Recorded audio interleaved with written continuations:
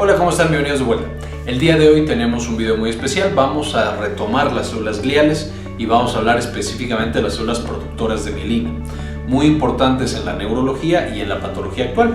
Ya hemos revisado en el pasado la gran importancia que tienen todas las células gliales y hemos mencionado también que es muy importante, por supuesto, una estructura específica, una sustancia específica que es la famosa mielina. Seguramente todos las hemos escuchado, especialmente las enfermedades desmielinizantes.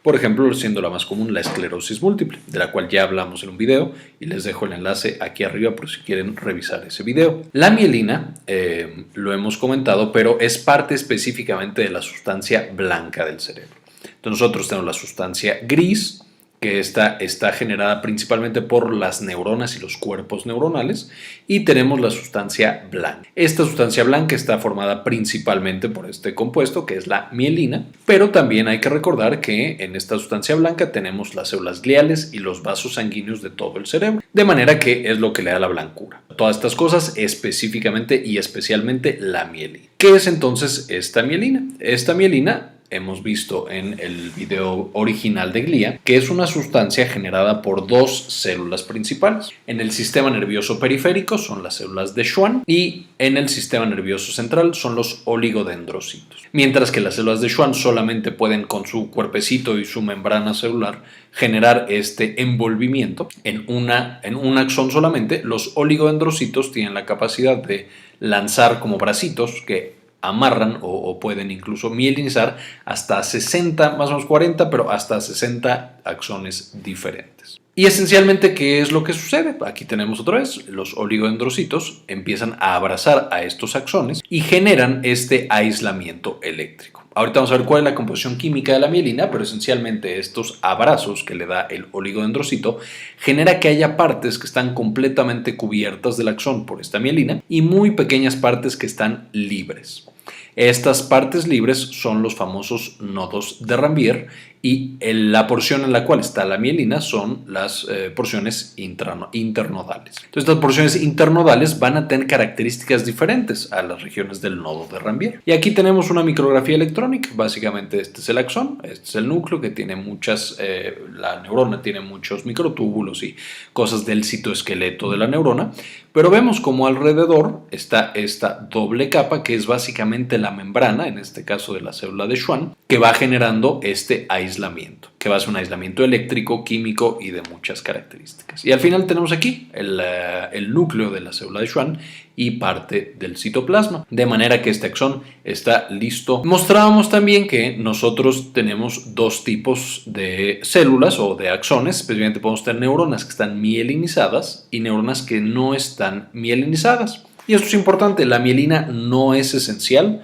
para la transmisión eléctrica. A fin de cuentas, mientras una célula tenga canales de sodio, puede tener potenciales de acción y puede tener transmisión eléctrica. Sin embargo, por la estructura y la arquitectura normal de las neuronas, el hecho de que tengan este axón tan largo hace que fácilmente se pierda esta energía eléctrica. De manera que el impulso empieza en el cuerpo neuronal y al avanzar por el axón se puede ir haciendo muy lenta esta conducción.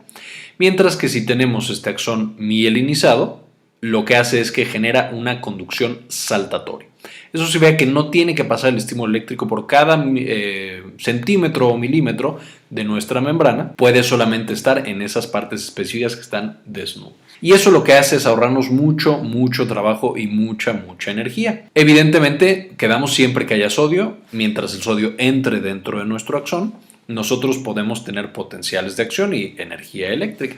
Entonces, básicamente lo que sucede entre las neuronas mielinizadas y no mielinizadas es que la neurona mielinizada va a tener la entrada de los canales va a tener la entrada de sodio a través de justamente los nodos de Ranvier.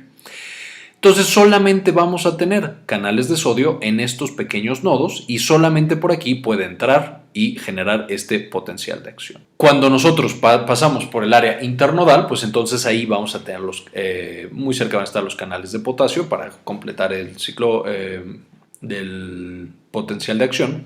Sin embargo, como tiene un aislamiento eléctrico tan eficiente con la mielina, por supuesto no se pierde aquí el potencial de acción, no se escapan los iones y entonces salta este impulso. Mientras que si tenemos un axón que está completamente desnudo, que no está mielinizado, Entonces lo que pasa es que para que nosotros despolaricemos cada milímetro de nuestra membrana y generemos esta propagación del potencial eléctrico, pues necesitamos muchos más canales de sodio y mucho más energía en general. De manera que si nosotros comparamos una neurona desmielinizada con otra mielinizada y quisiéramos que fueran a la misma velocidad, por supuesto que es posible, pero nuestra neurona que no tiene mielina debería ser mucho más ancha y tener muchos más canales de sodio. De hecho, se calcula que la médula espinal del ser humano, si no tuviera mielina y quisiéramos que fuera a la misma velocidad, necesitaría tener el diámetro de un árbol. O sea, debería ser inmenso. Mientras que gracias a la mielina logramos que sea muy pequeño y que sea muy veloz. De manera que si nosotros a una célula que tiene estas dimensiones, que es pequeñita, que es delgada, le vamos quitando la mielina, eso hace que estos impulsos eléctricos ya no salten, sino que a lo mejor hace 2 saltos y después aquí necesitaría despolarizar toda la membrana, pero como no tenemos tantos canales de sodio, puede empezar a perderse ese estímulo eléctrico en la parte que está desmielinizada. Digamos, adelantándome un poco cuando veamos ya qué pasa cuando se altera la mielina. Pero bueno, entonces esencialmente la mielina, en el sentido eléctrico de la funcionalidad de las células, básicamente hace que sea eficiente y rápido, aunque no es necesaria para la conducción, y de hecho hay neuronas que no tienen, especialmente las neuronas muy pequeñas, no tienen mielina porque no la necesitan. ¿Cuál es la composición de esta sustancia que conocemos como mielina? Pues principalmente va a estar generada por lípidos. Ahorita vamos a ver qué lípidos. Más o menos entre el 70 y el 85%, depende de la región del cerebro y de qué tipo de nervios sean, va a estar constituido de estos lípidos, mientras que entre el 15 y el 30% va a estar constituido por proteínas. Esto no significa que las proteínas no sean importantes. De hecho, las proteínas hacen funciones esenciales y muchas veces mantienen la estructura de nuestra mielina y de nuestra mielinización completa. Si no tenemos a las proteínas, muchas veces falla completamente la estructura de los lípidos.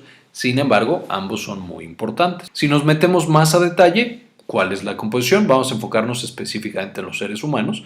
Vemos que las proteínas son el 30% y los lípidos el 70%, de nuevo más o menos y dependiendo de la parte del cerebro. El colesterol es de los más frecuentes lípidos, por decirlo así, puros. Y tenemos otras combinaciones. Por ejemplo, tenemos los famosos fosfolípidos. Tenemos que el más frecuente es el cerebrósido, especialmente en el sistema nervioso central. Tenemos de manera muy frecuente también etanolamina. Tenemos lecitina, esfingomielina, que sirve como un esfingolípido estructural y al mismo tiempo se puede usar como un mensajero entre estas células. Y tenemos otros, fosfatilserina, etc. De manera que si sumamos todos los fosfolípidos, son el 43% de todos los lípidos que tiene la mielina. De manera que se parece mucho a la membrana de las células. Está compuesto en gran parte por fosfolípidos. Y si nosotros vemos cómo es la composición de la sustancia blanca, vemos que es bastante similar. Es un poco diferente de nuevo porque la sustancia blanca incluye células gliales y vasos sanguíneos. Sin embargo, en términos generales, la sustancia blanca se parece mucho a la mielina porque la mielina es el principal componente de la sustancia blanca. Y aquí tenemos otra bella fotografía. Esta es un oligodendrocito. Básicamente aquí tenemos a nuestra neurona con todos sus microtúbulos y todas las estructuras en el citoplasma. Tenemos alrededor a nuestro oligodendrocito y por supuesto aquí está ese bracito. Ahora, ¿cómo se da la formación de la mielina? Pues nosotros tenemos esta célula, vamos a poner a la célula de Schwann, que básicamente llega y abraza a nuestro axón. ¿Cómo se da este abrazo? El axón tiene ciertas proteínas y ciertas estructuras que van a ir guiando a nuestra célula de Schwann. Le van a decir, ¿sabes qué? Aquí ponte. Del mismo modo, la célula de Schwann puede sentir qué tan activa es un axón y mielinizarlo más o mielinizarlo menos dependiendo de sus necesidades, en un tipo de plasticidad mediado por esta célula de Schwann. Cuando nosotros estamos abrazando a nuestro axón, esta partecita, el brazo que se genera, se llama mesaxón. Y el mesaxón, cuando nosotros lo vamos prolongando, porque esta se va metiendo y metiendo y metiendo, tenemos un mesaxón interno y un mesaxón externo. De la misma manera, mientras nosotros vamos enrollándonos y enrollándonos más, podemos encontrar que quedan pequeñas porciones del citoplasma que están todavía ahí como atrapadas, especialmente en los extremos que están pegados al nodo de Ranvier, y esto les vamos a llamar, solamente para que sepan, pero histológicamente se llaman incisuras de Schmidt-Lantern. Y una vez que tenemos ya bien formados estas, que está bien ordenadita mi mielina y mis mesaxones,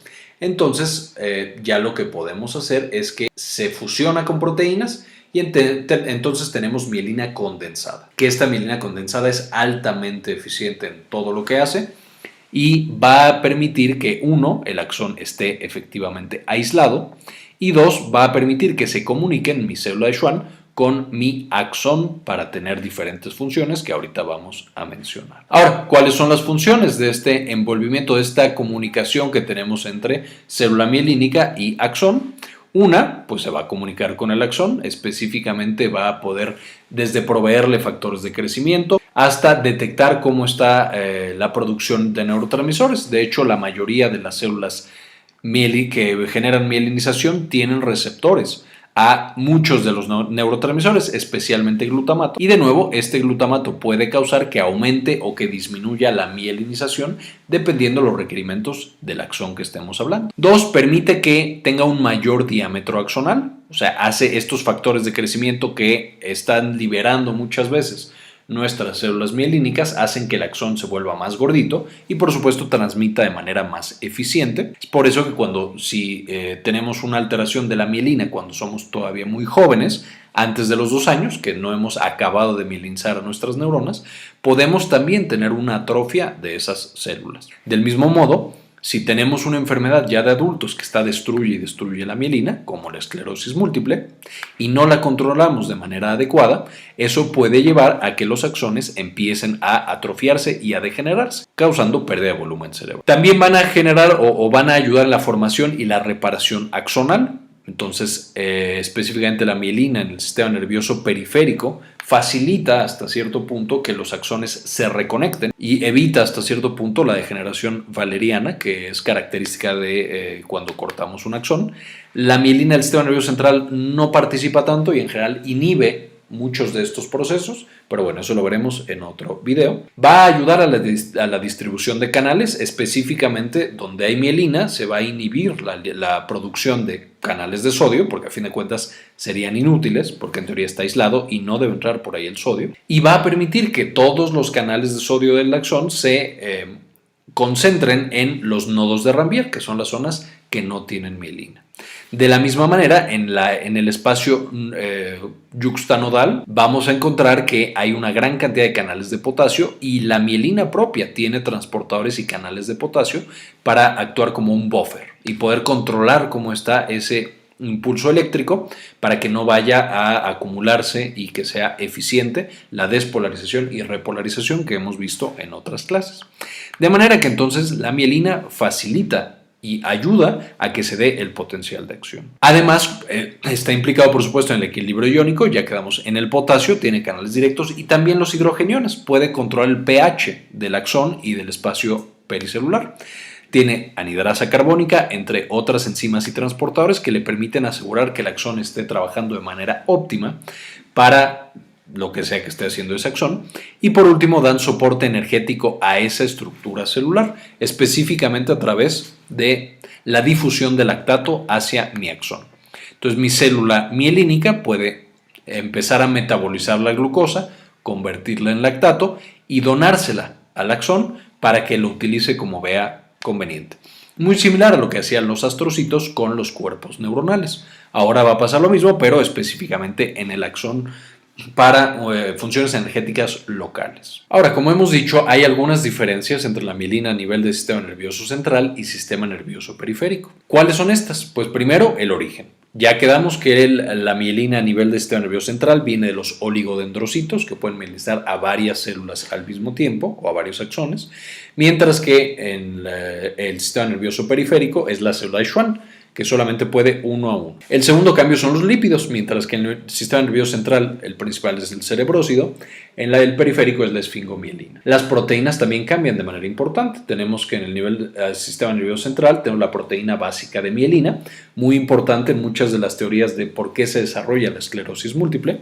Se cree que el anticuerpo justamente va contra esta proteína. Tenemos la proteína proteolipídica, que es la que genera al final que se acomode bien la mielina y que se genere esta mielina condensada, y la glicoproteína de la mielina de los oligodendrocitos, también llamada MOG. Este MOG también es un antígeno clásico que se puede utilizar incluso en ratones para generar algo muy similar a la esclerosis múltiple. Entonces, tanto MBP como MOG se cree que están implicados en la patogénesis de la esclerosis múltiple. De la misma manera, en la mielina periférica tenemos la glicoproteína P0, la glicoproteína o proteína 2 y la glicoproteína asociada a la mielina, también llamada MAG. Muchas de estas proteínas son de nuevo las que se generan anticuerpos en las enfermedades autoinmunes que atacan a la mielina periférica, porque recordaremos que los anticuerpos solamente pueden sintetizarse contra proteínas, realmente es difícil hacerlo contra un lípido. El desarrollo también es diferente, mientras que a nivel del sistema nervioso central tarda mucho tiempo en mielinizarse completamente y se da después que en la periférica. Justamente se empieza por la periférica, más o menos en la semana 16 de vida embrionaria, ya hay algo de mielinización, empezando específicamente por este núcleo o este tracto llamado cuneatos. Y de ahí va desarrollándose el resto de la mielinización del cerebro, acabando después de que nacemos, más o menos a los 2 años de vida. Esto también va a estar muy relacionado con qué tanto usamos los nervios, ya que vemos que un nervio que está siendo activado de manera constante llama, por así decirlo, a las células de la mielinización y genera que se mielinicen y que se mielinicen mucho. Mientras que las neuronas que no las utilizamos, esas no llaman tanto a las células mielínicas y por lo tanto no quedan tan mielinizadas. De manera que un niño empieza a mielinizarse mientras más utiliza las neuronas y muchos de estos efectos o muchas de las evidencias de mielinización justamente se dan con los puntos críticos de desarrollo en el cerebro del bebé. Y cuando tiene estos grandes hitos en su desarrollo neuronal, por ejemplo, que empieza a caminar, que dice sus primeras palabras, que ya puede usar su mano para cerrarla o para hacer pinza con el pulgar y el índice, justamente en esas épocas es cuando empezamos a ver que aparece mielina en esos tractos y en esos axones. No se sabe si el hecho de que aparezca mielina le permite al bebé hacer ese trabajo o el hecho de que el bebé lo empiece a intentar hace que aparezca la mielina después, pero están altamente relacionados. Y por último, la mielina tiene enzimas. Específicamente, estas enzimas lo que generan es que atrapan fosfolípidos o los sintetizan para empezar a generar más mielina. Y esto sí es un evento común o un fenómeno común tanto para mielina periférica como para mielina central. Quedamos entonces que la mielina está implicada también en procesos de plasticidad. De la plasticidad más conocida es, ya quedamos, cuando usamos una neurona queda mielinizada y cuando no la usamos se desmieliniza. De hecho, las personas que empiezan a tocar el piano, por ejemplo, que aprenden malabares o que aprenden a hacer algo muy muy fino, se ha demostrado que eso aumenta la cantidad de mielina que hay en esa estructura, mientras que las personas que tienen un aislamiento social y después depresión puede llevar a problemas de desmielinización. Esta misma plasticidad nosotros la podemos ver en enfermedades de la mielina. Cuando tenemos alguna causa que esté destruyendo nuestra mielina, eso puede llevar a que la neurona, que ya quedamos, se haga más delgadita, el axón, e incluso degenere con el paso del tiempo. Por lo cual se asume que si nosotros logramos encontrar una estrategia para remielinizar, eso podría recuperar los axones, que aumenten de diámetro y que vuelvan a la función que tenían de manera original. Ahora, ¿cuáles son las enfermedades que atacan a la mielina? Tenemos principalmente 5. 5 son las más características, 5 grupos. Aunque por supuesto hay más y aquí no puedo hablar de absolutamente todas. La primera es asociada a procesos inflamatorios. Entonces, algo genera una respuesta inmunológica, ya sea específica o no específica, y eso destruye a mi mielina. En segundo lugar, tenemos una infección viral. En tercer lugar, un problema metabólico. En el cuarto tenemos hipoxia o isquemia. Y en el quinto tenemos compresión directamente que destruye por fin la mielina. Y una vez que se da este proceso de daño a la mielina, debemos generar después la remielinización. Entonces ya quedamos cuando se afecta por alguna enfermedad esta mielina. Es un proceso natural que se dé la reparación de esa mielina por el proceso de remielinización. Ahora sí, Manzano, cuéntanos qué pasa con esta remielinización. Muchas gracias, Marco, y bienvenidos a todos a Sinapsis MX, parte del grupo Sinapsis, donde abordaremos temas biomédicos de manera concisa y breve. Para conocer un poco de cómo podemos crear fármacos que favorezcan el proceso de remielinización, tenemos que hablar brevemente del proceso fisiológico de la remielinización. Una vez que son dañados los oligodendrocitos o sus vainas de mielina, estos tienen que ser sustituidos. ¿Por quiénes? Por las células precursoras de oligodendrocitos. Estas células se encuentran diseminadas en el sistema nervioso central y ante un daño estas células se multiplican en un proceso denominado proliferación. Este proceso está a su vez controlado por múltiples factores que tanto lo pueden favorecer o lo pueden inhibir. Algunas de estas células se trasladan desde la región en donde se encuentran hacia la región desmielinizada. A este proceso se le conoce como migración y también está muy controlado por algunos factores que la activan y algunos factores que la inhiben. Una vez en el área desmielinizada, las OPCs comienzan un proceso denominado diferenciación, en donde se transforman a oligodendrocitos inmaduros y posteriormente a oligodendrocitos maduros. Son estos los que ya tienen capacidad mielinizante y llevan a cabo el proceso denominado propiamente mielinización. Como podrán imaginar, estos procesos también están controlados por múltiples factores que los pueden favorecer o los pueden inhibir. ¿Qué podemos hacer para crear fármacos que favorezcan la remielinización? Bueno, teóricamente podemos hacer fármacos que favorezcan la proliferación y o la migración y o la diferenciación y propiamente los procesos de mielinización. ¿Pero cómo? Lo más sencillo es utilizando moléculas que ya de por sí favorezcan estos procesos de manera fisiológica, como las que podemos ver en el cuadro verde. Otra forma es inhibiendo las vías por las cuales las moléculas en el cuadro rojo están controlando a la baja o impidiendo que se lleven a cabo estos procesos. Ambas técnicas se han utilizado para favorecer la síntesis de fármacos y de hecho, si se meten a este video, podrán encontrar que los fármacos que actualmente se utilizan para favorecer los procesos de remielinización actúan sobre estas dos vías, ya sea favoreciendo a los que fisiológicamente ya estimulan estos procesos o inhibiendo a los que fisiológicamente ya impiden estos procesos. ¿Quieres conocer un poco más sobre terapias remielinizantes? Te invito a conocer la página de Sinapsis MX en YouTube, donde podrás encontrar videos breves. Volvemos contigo, Marco. Ahora, volviendo con las causas de enfermedades que alteran la mielina, tenemos las inflamatorias, que son probablemente las más conocidas por muchos. En primer lugar, primerísimo, tenemos a la esclerosis múltiple, que da específicamente en el sistema nervioso central. Tenemos a Guillain-Barré, el síndrome de Guillain-Barré ataca principalmente a nervios periféricos, pero tenemos otras no tan comunes como la encefalomielitis aguda diseminada, la leucoencefalitis hemorrágica aguda y la neuromielitis óptica. Todas estas son causas de que la mielina sufra daño y con el paso del tiempo se destruya completamente debido a procesos inmunológicos. ¿Y cuáles son estos procesos? Pues tenemos de manera característica que si generamos anticuerpos específicos contra las proteínas de la mielina, como la proteína básica de la mielina o la proteína MOG, entonces tenemos esclerosis múltiple y Guillain-Barré. Por otro lado, si tenemos anticuerpos que atacan directamente a los oligodendrocitos, podemos tener versiones mucho más severas, especialmente esclerosis múltiple. Porque quedamos que no es lo mismo atacar uno de los bracitos de mi oligodendrocito, y entonces que se desmielinice aquí, a que yo mate directamente a mi oligodendrocito y entonces así todas mis neuronas que dependían de él sufra. Entonces se cree que la esclerosis múltiple primaria progresiva más bien es que el oligodendrocito desde el principio muere por el evento inflamatorio. Y tenemos otras que no tienen tanto que ver con la producción de anticuerpos contra mielina. Por ejemplo, la neuromielitis óptica, que es desarrollar anticuerpos contra un canal de acuaporina 4 que destruye y está específicamente en los astrocitos.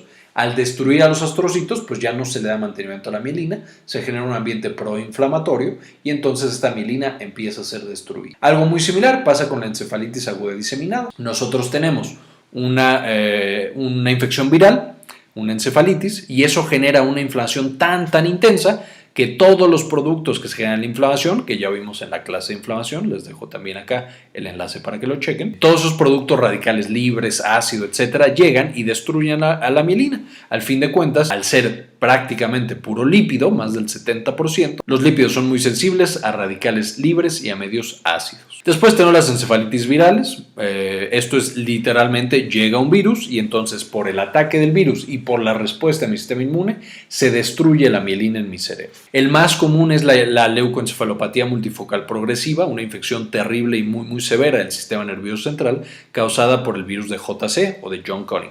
¿Quiénes son los pacientes que se infectan? Casi todas las encefalitis se dan en estos pacientes que tienen el sistema inmune deprimido. La leucoencefalopatía multifocal progresiva no es la excepción. Principalmente el principal factor de riesgo es en los pacientes que reciben medicamentos que bloquean la actividad de los linfocitos B, como algunos utilizados en la esclerosis múltiple. Y también tenemos a pacientes que tienen SIDA, o sea, un VIH franco diseminado que ya no tiene sistema inmune puede hacer o facilitar que el virus JC llegue al cerebro y de nuevo de leucoencefalopatía multifocal progresiva. La infección por VIH también solita, si no es bien manejada, puede dar encefalitis por VIH y un proceso de desmielinización a veces bastante severo. De nuevo, porque no controlamos el VIH y dejamos que progrese muchas veces hasta SIDA. Tenemos también la parencefalitis esclerosante subaguda. Esta es una complicación del virus del sarampión y evidentemente da porque el sarampión es un virus neurotrófico, le gusta vivir justamente en el cerebro y ataca principalmente a niños pequeños cuyo sistema inmune no funciona de manera adecuada. Entonces, todos estos bebés que no tienen la vacuna se infectan de sarampión y, por supuesto, tienen estas encefalitis muy severas. No hay mucho que se pueda hacer ya que tienen la encefalitis. Y también el virus de varicela zoster, especialmente de nuevo en los pacientes inmunosuprimidos que tienen SIDA, lo que genera lesiones focales. También pueden ser diseminadas, pero usualmente da lesiones focales en parche, entonces no es una desmielinización tan masiva.